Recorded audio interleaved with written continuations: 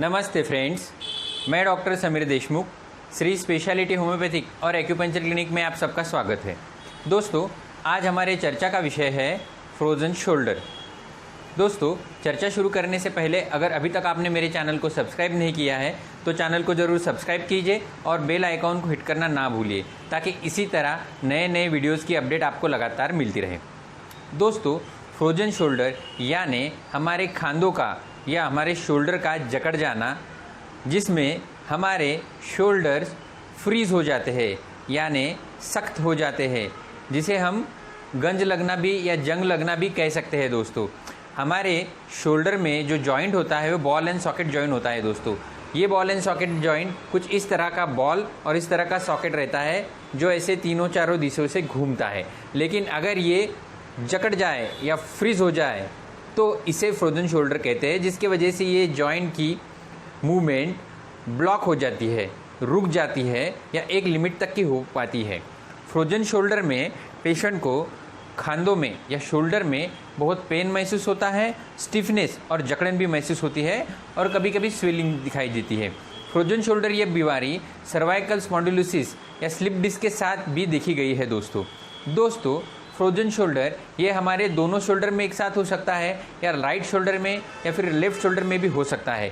ये बीमारी मेल की तुलना में यानी पुरुषों की तुलना में फीमेल्स में ज़्यादा देखी जाती है और देखा गया है कि 40 उम्र के बाद ये बीमारी ज़्यादातर के होती है। दोस्तों, इसके जो मुख्य कारण हैं, इसमें सबसे पहला जो कारण है वो है हाथों से कुछ हेवी एक्सरसाइज या शोल्डर को कुछ इंजरी होना।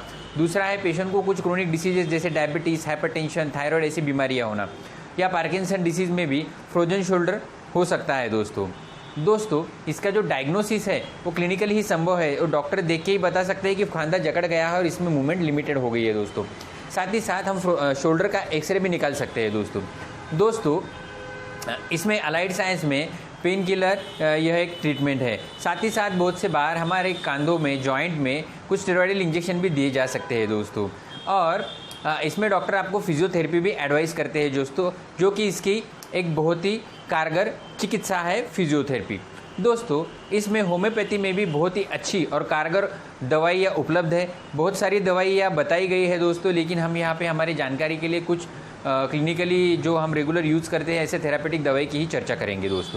दोस्तों, इसमें सबसे पहली जो थेरेपेटिक दवाई है उसमें है आर्निका 30 या फिर 200। यह दवाई अगर शोल्डर को इंजरी होने के बाद अगर शोल्डर में दर्द और स्टिफनेस महसूस होता है तो ऐसे कंडीशन में 4-4 गोलियां दिन में 2 या 3 बार लगातार देने से बहुत ही जल्दी पेशेंट को आराम हो जाता है। अगली जो दवाई है वो रस्टॉक 30 या फिर 200। यह दवाई भी पेशेंट को अगर रेस्ट करने से आराम तकलीफ बढ़ती है और मूवमेंट से तकलीफ कम होती है, लेकिन शुरुआती मूवमेंट में पेशेंट को तकलीफ होती है और बाद में धीरे धीरे करके जॉइंट लूज़ हो जाता है, तो ऐसे कंडीशन में आरटी की 4-4 गोलियां दिन में 2 या 3 बार लगातार देने से पेशेंट को आराम महसूस होता है। दोस्तों, अगली जो दवाई है वो है ब्रायोनिया 30 या फिर उसके आगे हम 200 पोटेंसी भी दे सकते हैं। इस दवाई में पेशेंट को मूवमेंट से एग्रावेशन या तकलीफ बढ़ती है और रेस्ट से तकलीफ कम होती है और पेशेंट को पानी की प्यास कम होती है, कॉन्स्टिपेशन होता है। ऐसे कंडीशन में ये दवाई पेशेंट को 4 से 5 ग्लोबिल दिन में 2 या 3 बार लगातार देने से पेशेंट को बहुत ही जल्दी आराम हो जाता है। पेशेंट को अगर राइट शोल्डर में तकलीफ ज़्यादा है तो ऐसे कंडीशन में पेशेंट को सैंगुइनिरिया 30 है दवाई 4 से 5 ग्लोबिल दिन में 2 या 3 बार लगातार देने से तुरंत आराम हो जाता है। दोस्तों, साथ ही साथ अगर पेशेंट को लेफ्ट शोल्डर में दर्द है तो ऐसे कंडीशन में फेरमेट 30 यह दवाई 4 से 5 ग्लोबिल्स लगातार देने से पेशेंट को आराम महसूस होता है। दोस्तों, साथ ही साथ ये कंडीशन में हम पेशेंट को कैलकेरिया फॉस 6x यह दवाई भी देते हैं। दोस्तों, ये एक बायोकेमिक मेडिसिन है जिसकी 4-4 गोलियां हम 2 या 3 बार पेशेंट को लगातार लेने को कहते हैं।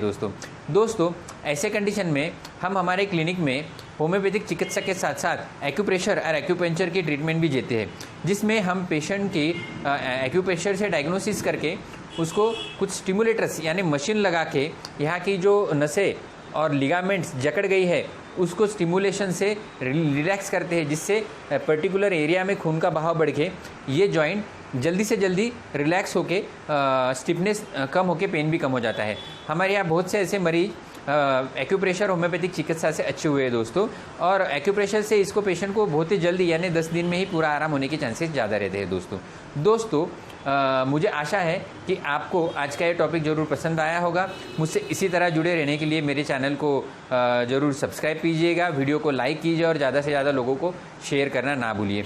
और हमसे अगर आप चिकित्सा या ट्रीटमेंट चाहते हैं तो हमको हमारे दिए गए नंबर पर ज़रूर कॉन्टैक्ट कीजिए। हम आपकी पूरी हिस्ट्री लेके आपको कुरियर की दवाई आपके घर तक भेज सकते हैं। साथ ही साथ आपको अगर किसी नए टॉपिक के बारे में जानकारी चाहिए तो वो भी आप हमको हमारे व्हाट्सएप नंबर पर पूछ सकते हैं दोस्तों। Thank you very much. स्वस्थ रहिए, मस्त रहिए।